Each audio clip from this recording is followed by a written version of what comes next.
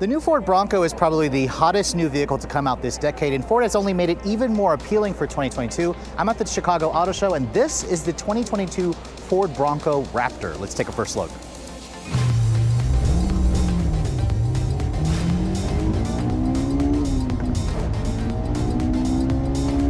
Now, over a decade ago, when Ford first revealed the Raptor name on the F-150, it became a huge success. So it's no surprise to me that Ford is looking to expand the Raptor family. In fact, Ford Performance basically designed this vehicle from the ground up, and it shares a lot of components, of course, with the F-150 Raptor. But let's start, of course, with the styling of the Bronco Raptor. I mean, the Bronco already looks fantastic, especially when you guys get it with the Sasquatch package. The Raptor basically just takes it to another level here. You can see the grille is unique to the Raptor version, where it spells out Ford here, just like on the F-150 Raptor. The full LED headlights also have been slightly tweaked. You now have an amber illuminated daytime running light. And then, of course, because this vehicle is so wide, in fact, Ford says it's a massive 9.8 inches wider. That's right, it's almost 10 inches wider versus the base Bronco. That is just insane. So because it's so wide, it has to have, of course, the mandatory 3 LED light bars here because it is over 80 inches wide. In fact, when the mirrors are folded out, Ford says this vehicle is about 87 inches wide. So if you guys plan on buying this truck, make sure it actually fits in your garage, because this is one of the widest vehicles, new vehicles that you can buy. Now, of course, being a Raptor, you're going to have specific upgrades to it. You can see the front has this unique bumper to it, where you have specific tow hooks on it.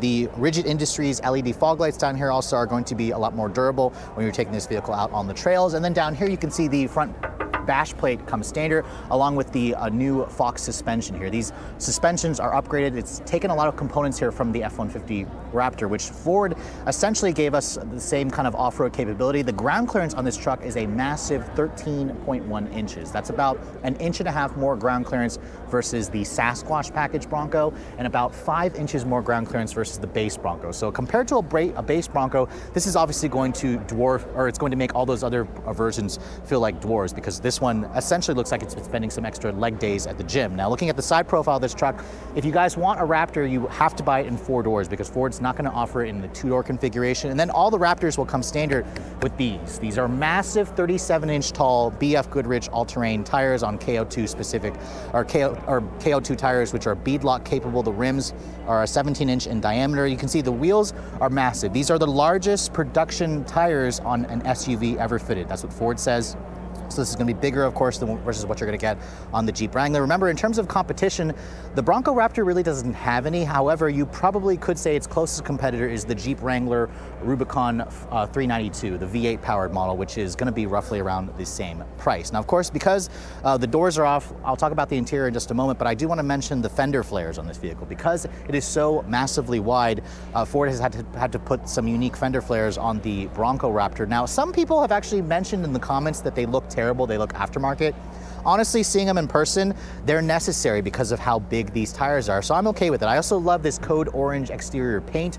It really is exclusive to the Raptor model. It's actually an orange as opposed to the Cyber Orange, which isn't my favorite because sometimes it looks a little bit more yellow. And then back here, you can see the taillights have been also revised. You have this unique look to the full LED taillights, which definitely give it a more rugged appearance. You can see there's some black plastic around here that gives it a more of a durable look. And this right here is for the sensors for the blind spot monitoring, the rear cross driver alert. The spare tire even had to be reinforced because this is a much larger spare tire. Ford had to redesign the third brake light so it wouldn't get blocked by the spare tire. And then you have the backup camera that's actually mounted in here. In terms of the cargo, it's pretty much the same as the standard 4-door Bronco, but they did make this vehicle a little bit longer. It's about 191 inches long, about 2 inches longer versus the regular Sasquatch model because of the body kit, the fender flares, and of course the bigger wheels and tires.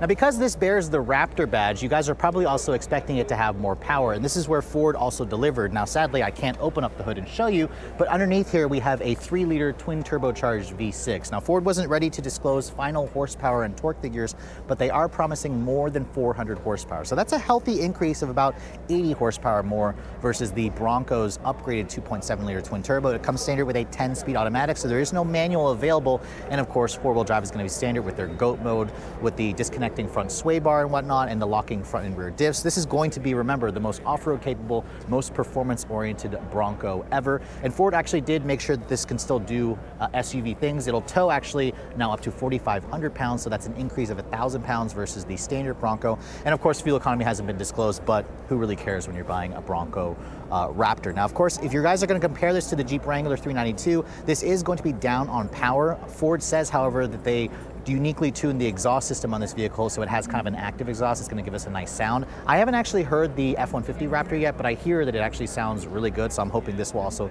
give us the same effect. You guys should know, however, because of all the off-road hardware, they did give us more power, but this vehicle weighs about 500 pounds more versus a Sasquatch Bronco. So at 5,700 pounds, this is one of the heaviest Broncos that you could buy.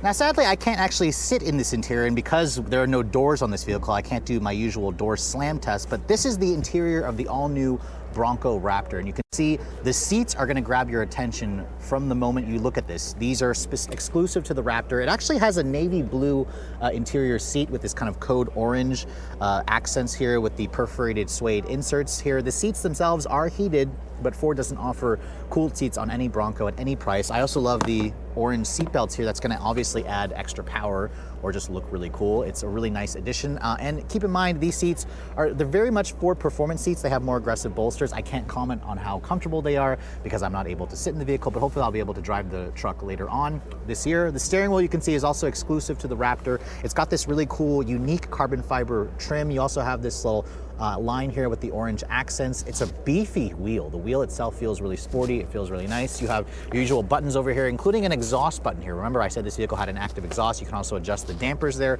There's also an R button here to engage the Raptor driving modes. And then the one thing about the Bronco Raptor, it's the only model in the lineup to get a fully digital 12-inch display here. So all the other Broncos have like a half digital display where you have an analog tachometer. I like how you can get a fully digital display here, and you also have the standard 12-inch display here with Sync 4, which includes wireless over-the-air updates, wireless Apple CarPlay. That is going to be standard.